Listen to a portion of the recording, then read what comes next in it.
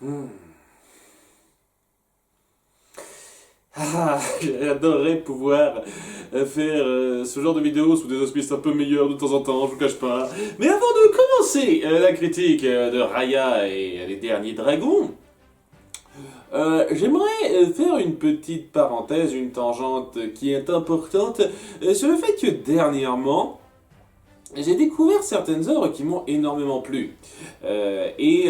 Parmi ces œuvres-là, il y a eu trois séries que je me suis vu presque d'affilée, qui sont devenues parmi mes séries préférées.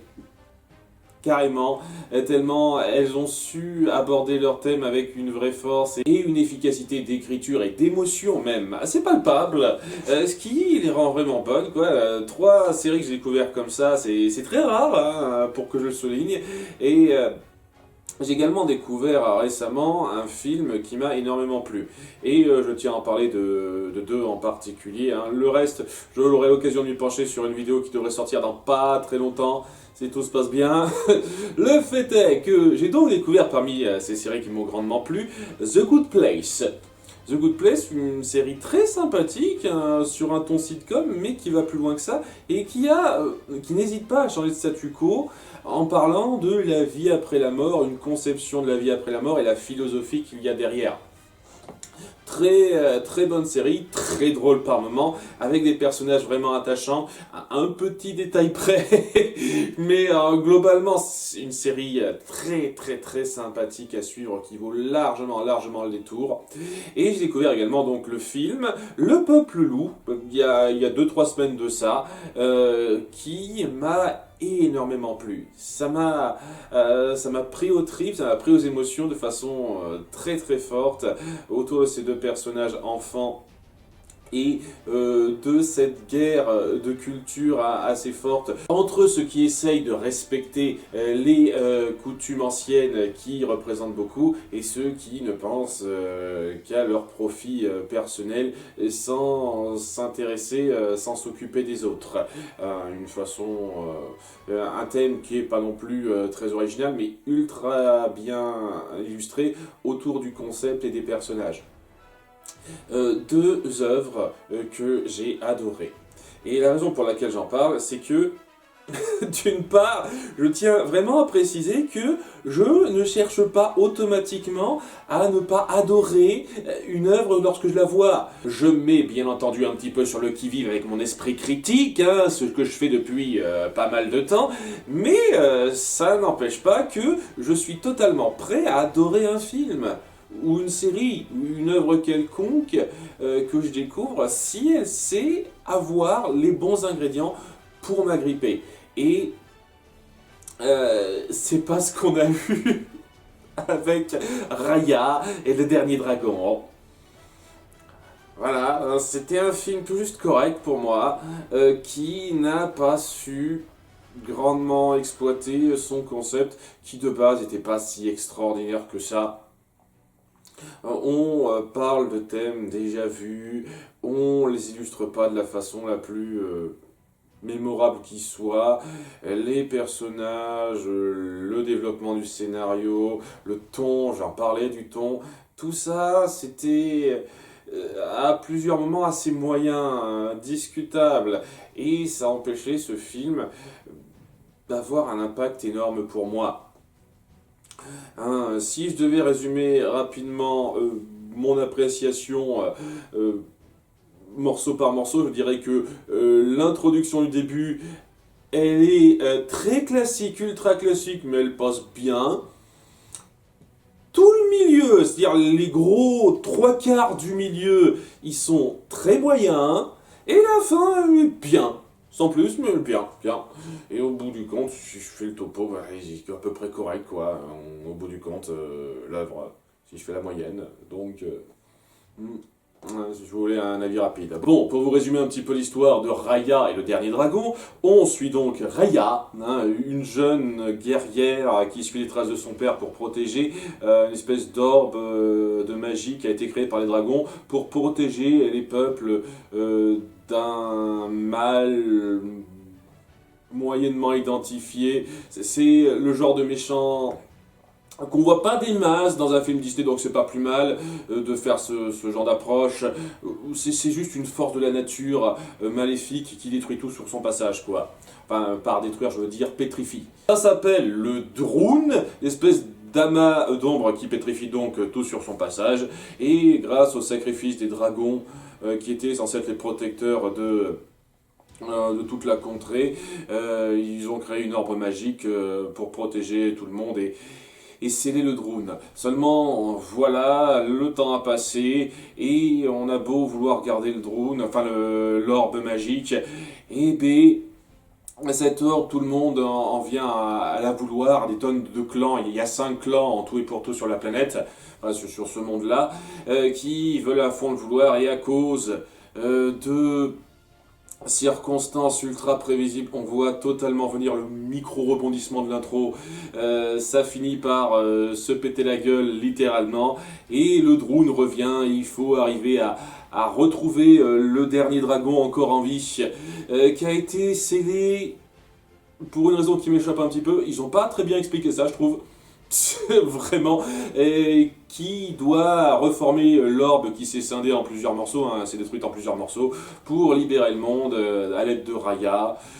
Et péripéties à travers les différentes contrées pour retrouver ça, avec un rebondissement de fin qui est cool, mais en dehors de ça, ultra prévisible et oui, c'est une histoire ultra typique. Il n'y a rien qui se démarque grandement de ça, et c'est pas vraiment les personnages qui m'ont vraiment vendu ça comme étant quelque chose d'à part, d'exceptionnel, vraiment pas.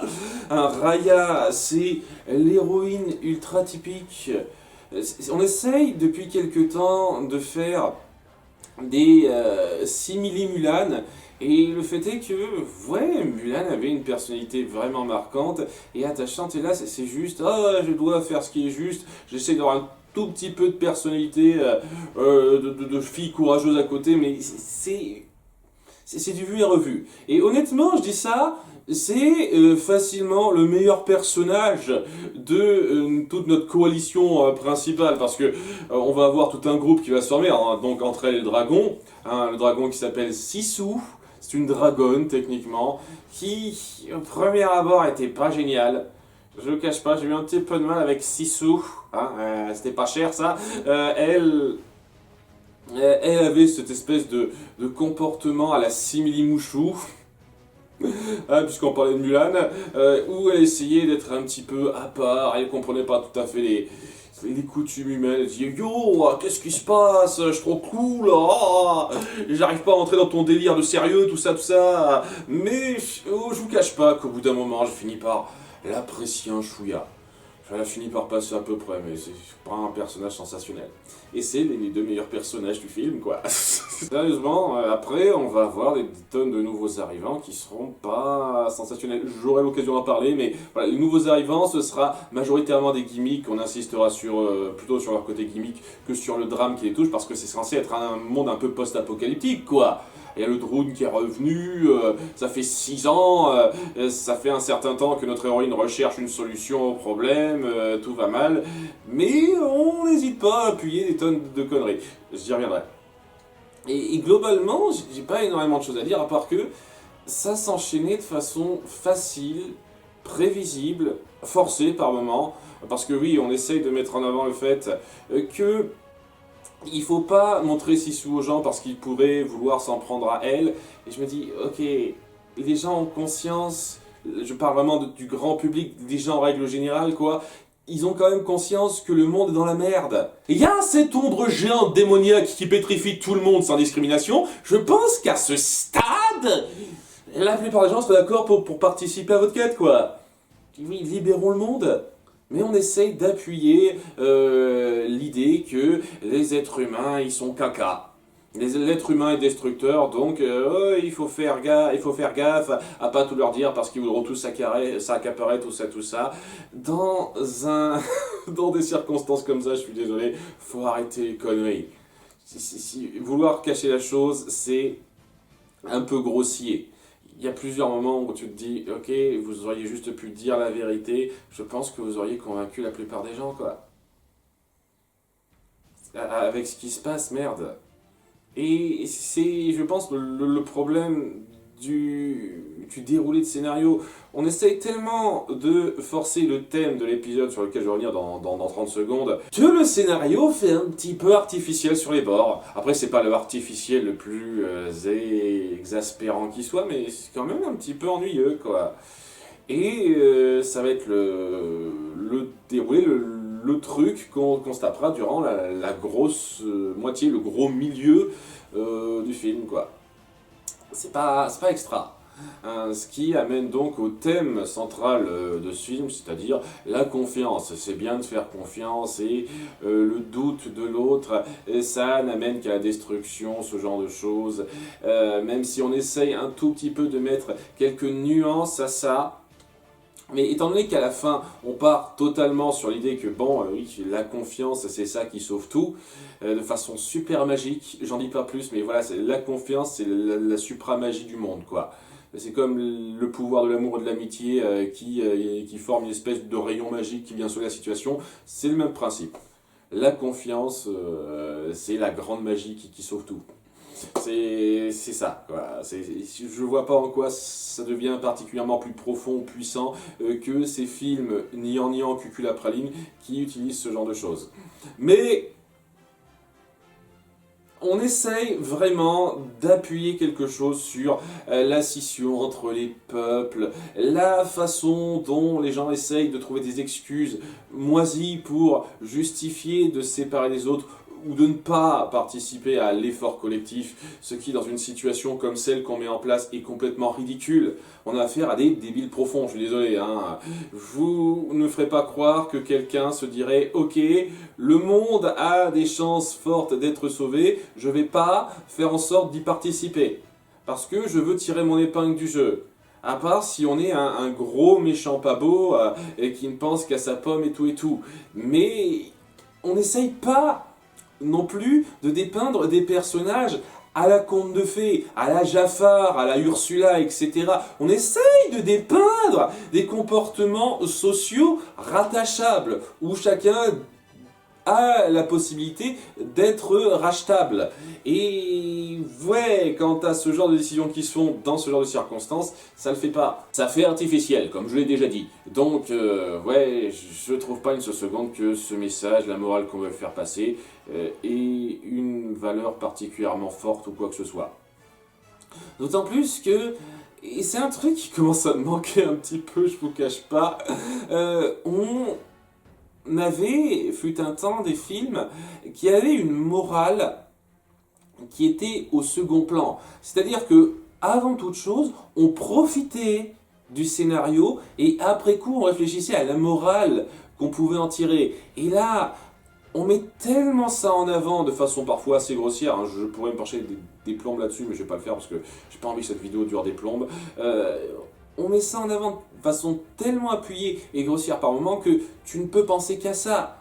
Tu ne peux penser qu'au fait que c'est un scénario qui a été réfléchi pour faire passer la morale de la confiance. Et c'est assez grossier, je suis désolé, c'est assez grossier. Ce qui me fait revenir un tout petit peu sur les exemples que j'ai donnés en début de cette vidéo, pour dire que c'est pas juste pour appuyer qu'il y a des œuvres que j'ai su apprécier dernièrement, et c'est pas parce que je me plains des dernières œuvres Disney sorties que je suis un vieux con qui déteste tout, c'est clairement pas le cas, déjà, donc il y a vraiment à appuyer. Et aussi pour dire que si j'ai parlé de The Good Place et du Peuple Loup, c'est parce que pour moi, il y a un parallèle assez évident à faire dans les thèmes que ça aborde par rapport à Soul et ce film. Dans Soul, on essaye vraiment d'appuyer une approche vaguement philosophique de la vie et de dépeindre comment on peut ressentir cette vie après la mort, comment on peut l'imaginer, et c'est exactement ce que fait The Good Place. Ça essaye de prendre une approche sur ce que représente la vie après la mort, vraiment, totalement, en ayant pas mal de conceptions philosophiques qu'on essaye de faire passer de façon un peu directe, et je le dis clairement, The Good Place fait ça 1000 fois mieux. Au passage, c'est une série au ton humoristique poussé, et le ton humoristique de cette série est 1000 fois plus fort, 1000 fois plus impactant que dans Saul, où ça gâche totalement le récit qu'on va faire. L'humour est beaucoup mieux intégré dans The Good Place. Pour moi, The Good Place, c'est ce qu'essaye de faire Saul en beaucoup mieux, largement beaucoup mieux que ça. Et c'est sorti un petit peu avant. Donc voilà, je me suis plaint de Saul. The Good Place, c'est l'alternative 1000 fois meilleure pour ça en ce qui me concerne. Et c'est exactement la même chose pour Le Peuple Loup et Raya. Le Peuple Loup essaie de dépeindre les mêmes thèmes, le thème de l'incompréhension et du chacun pour soi. Et ça essaie de le faire à travers une amitié, parce qu'on essaie de faire ça aussi dans Raya, des gens de différents clans qui se retrouvent pris dans des mêmes objectifs. Il y a quelque chose de très similaire dans les thèmes abordés et la façon dont on essaye de l'illustrer.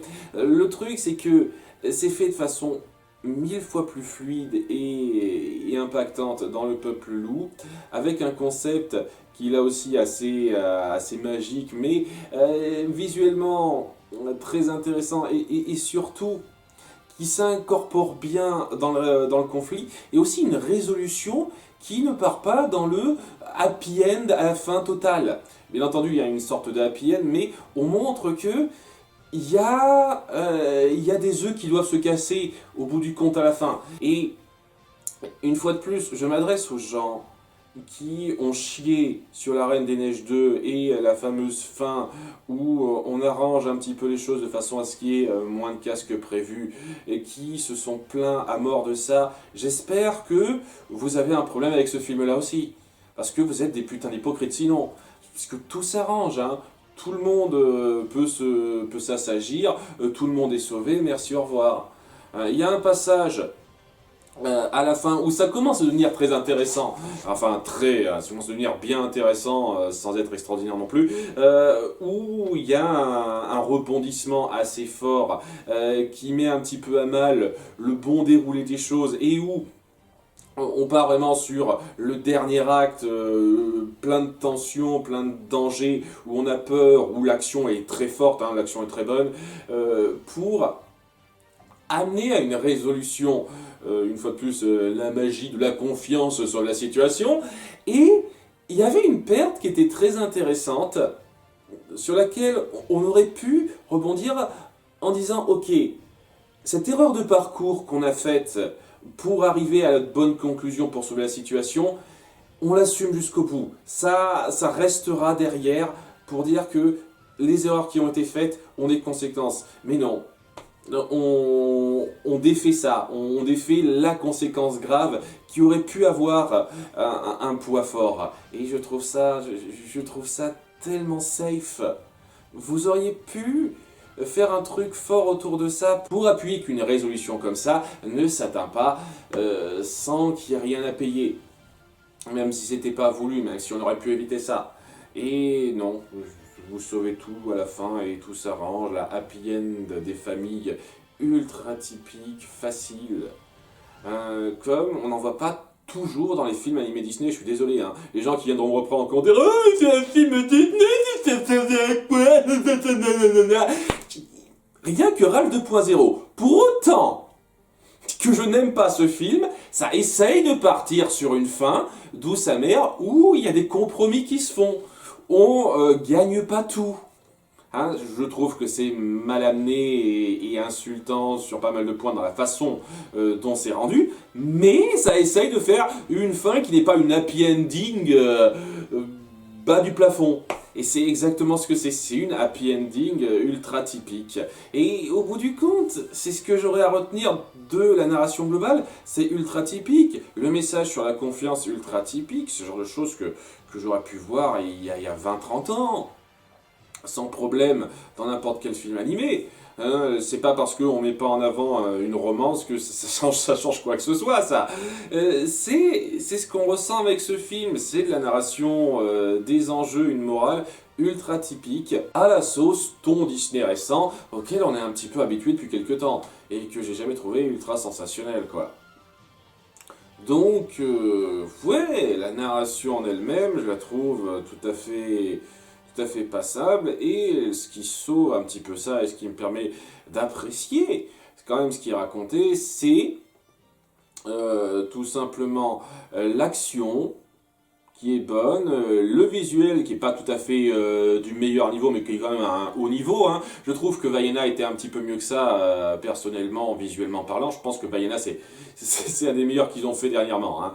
Personne n'a réussi à battre ça visuellement, en tout cas, depuis quelques années. Mais une fois qu'on saute ça, je trouve que le récit est basique à de nombreux moments, prévisible, et ça le rend pas mauvais, mais ça le rend pas sensationnel, hein. On n'est clairement pas devant un récit qui va vous porter extraordinairement. En tout cas, pas moi, pas personnellement, hein, clairement pas.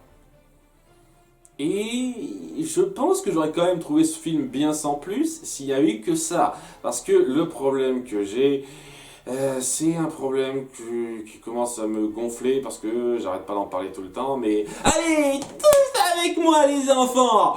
L'humour puéril gâche le sérieux! Ouh! Bon, je commence à en avoir marre de m'appesantir là-dessus à chaque fois. Je vais juste vous faire une liste non exhaustive des trucs qui m'ont gonflé à ce niveau-là. À un moment donné, il y a nos deux héroïnes qui rencontrent des lucioles magiques qui pètent des paillettes qui explosent. Tu marrant, hein, je suis un gamin débile. Et il y a tous nos persos secondaires et la façon dont on les incorpore qui me gave. Toute la rencontre du gros guerrier bien barbare qui se fait sur le ton de l'humour, alors que il y a toute une histoire autour de lui qui devrait m'émouvoir aux larmes. Sincèrement, c'est le dernier représentant de son peuple.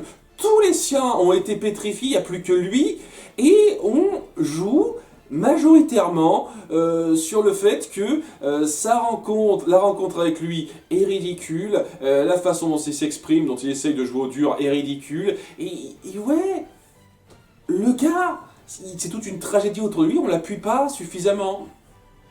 Il y a ce moment ultra vu et revu où il y a le gamin donc qui participe à l'aventure, qui s'imagine tout un plan pour s'attaquer au dernier clan pour reprendre le dernier morceau de pierre, où c'est juste du cartoonesque qui s'imagine dans sa tête. Yahoo, on va battre tout le monde à un, je me fais mon plan dans ma tête.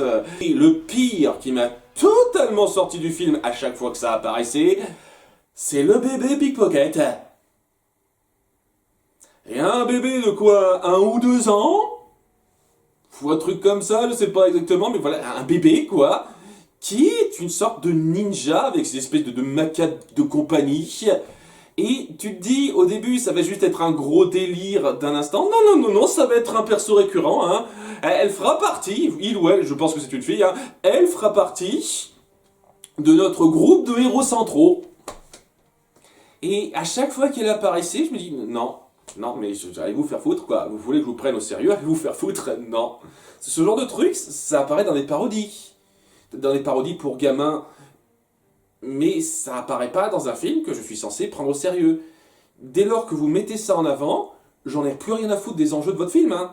Tout ce que je vois, c'est que vous me prenez pour un con. Que vous prenez le public enfant qui vous regarde pour des attardés, qui vont rire devant les premières conneries qui vous passent par la tête. C'est ça, hein.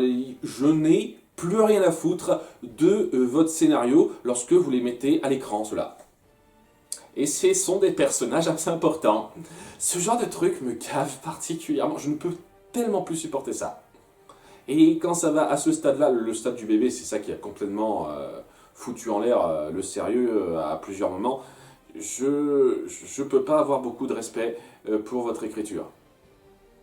Vous essayez de faire passer quelque chose de sérieux à un monde post-apocalyptique avec des enjeux graves. À quelques moments, et j'insiste sur le « à quelques moments », on essaye de montrer que nos personnages ont perdu de cette situation, qu'il y a beaucoup en jeu pour eux et qu'il y a une tristesse forte dans leur situation. Mais la majorité du temps, c'est juste des merdes comme ça. Je me fais un plan débile dans ma tête, je suis ridicule quand je parle aux autres, je suis un putain de bébé qui fait du truc de ninja. Ce genre de truc, non, je peux pas. Je peux vraiment pas. Ça atténue totalement votre délire. Je me suis déjà répété 50 000 fois là-dessus, je peux tellement plus supporter ça. Si c'est parti pour être un ingrédient régulier de vos derniers films, je vais pas adorer vos derniers films. Saul, il y avait ce genre de merde aussi, hein. Votre humour pourri aussi, dans Saul, était grandement présent. Et c'est le même principe, hein. Vous niquez vos enjeux en forçant votre humour débile à ce point. Et ouais, j'irais pas dire que ça gâche le film totalement, mais ce film qui aurait pu être bien sans plus, au même niveau que Vaiana ou un truc comme ça, finit par devenir tout juste correct à cause du ton gaguesque forcé que vous nous imposez beaucoup trop souvent. Et c'est dommage parce que dans l'idée, même si c'est ultra classique comme mise en place, ça aurait pu être bon, ça aurait pu être très bon si on avait déjà caractérisé les personnages un petit peu mieux, de façon plus notable. Sans partir facilement dans le gimmick, et si vous aviez développé comme il se doit certains points mieux que ça, si vous aviez respecté votre ton sans fourrer la comédie à tout va comme bon vous chante, bien entendu un peu de comédie, de toute façon Disney c'est clair et net qu'on va faire un peu de comédie, mais pas à ce point, clairement pas à ce point. Vous tombez dans ces facilités grossières que je peux plus supporter, et vous enlevez du temps à ce qui méritait d'être développé, notamment la relation entre Raya et la rivale qu'on lui met en place. Je trouve sincèrement qu'il y a quelque chose d'intéressant là-dedans, mais qu'on donne jamais grandement le temps à ça d'avoir plus de poids. Je veux dire, la façon dont on met en avant leur relation au début, dont on introduit leur relation, ça dure quoi, 1 minute 30 ? Donc vous m'excuserez, hein, le moment de la révélation autour du personnage, parce que c'est un petit peu la surprise du début, qui n'en est pas une, hein, je suis désolé, hein, si vous voyez ça comme une surprise, bravo, hein, vous n'avez aucune jugeote, hein, je suis désolé. La surprise au début n'a pas énormément de poids en termes de la relation de ces personnages, et vu que on n'a pas grandement appuyé ça, on met leur rivalité en avant comme quelque chose de basique. Ce qui fait que le grand moment de fin, qui est dans la mise en scène très bon, hein, je pense sincèrement que lorsqu'on essaye de mettre en avant le pic de cette rivalité et comment elle se résout à la fin, on atteint, je pense, les meilleurs moments de ce film, et ben ça n'a pas tout le poids que ça pourrait avoir, parce que on n'a pas passé assez de temps à développer ça, et on a passé plus de temps à mettre en avant des conneries comme la gamine de 2 ans ninja. Je suis désolé, je prendrai jamais ça au sérieux, vous vous foutez de ma putain de gueule. Donc ce film avait le potentiel d'être sincèrement bien, pas un des plus grands films qui soit, mais sincèrement bien, et vous avez gâché ça avec votre ton et en vous centrant sur les mauvaises choses. Ce qui fait que c'est tout juste correct, hein. J'ai pas passé un mauvais moment globalement, mais c'est clair et net que c'est pas le gros milieu qui a su grandement m'agripper là-dedans, hein. Heureusement qu'il y avait le début acceptable, fait tout à fait correctement, et la fin, pour réussir à grandement sauver ce qu'il y avait à sauver dans ce film, parce que le concept pouvait promettre plus, quoi. Mais oui, ça se regarde, hein. Si vous cherchez juste une petite aventure comme ça, avec du bon visuel, de la bonne action, vous en aurez, hein. Le visuel et l'action, je le redis, valent largement le détour, hein. Les animateurs bossent à fond là-dessus, et c'est du bon boulot, c'est clair. Mais si vous cherchez une histoire développée de façon poussée et intelligente à côté, vous aurez quelque chose de basique, et parfois un peu irritant, le strict minimum, et je veux plus que le strict minimum pour une histoire de ce genre-là, quoi, clairement. Donc, voilà. Hein, je suis désolé de ne pas être en extase devant les derniers films Disney, hein, je ne cherche pas à les détester. Une fois de plus, c'est pour ça que j'ai mis en avant certains exemples au début, hein, pour montrer que je sais encore grandement apprécier certaines œuvres récentes. Et j'espère que les prochains films sauront me sortir de ça. Parce que les derniers films, je vous cache pas que... À part La Reine des Neiges 2, je vous cache pas, ça fait des lustres que j'ai pas eu de film Disney qui me fasse vraiment m'ébahir devant, hein. Et c'est pas Raya qui a réussi cet exploit-là. Je suis désolé. À bientôt pour de futures vidéos. N'hésitez pas à faire partager votre avis. Bye.